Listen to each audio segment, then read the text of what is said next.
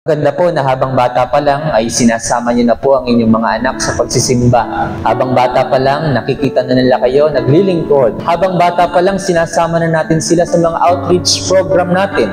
Maganda po na habang bata pa lang ay ipinaparamdam na natin ang ating pagmamahal sa kanila sa pamamagitan ng pagyakap sa kanila. Sa pamamagitan ng pagsasabi ng I love you o kaya ng salamat kapag sila ay may nagawang mabuti. Kadalasan pinapansin natin o pinupunan natin ang kamalian ng bata. Pag sila ay nagkamali, minsan ay pinapalo pa natin agad-agad.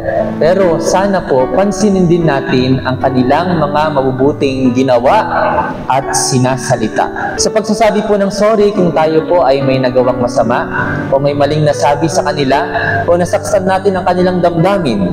Sa pamamagitan po nito, ginagabayan po natin sila. Tinuturo po natin ang mabuting katangian na meron tayo bilang kanilang mga magulang.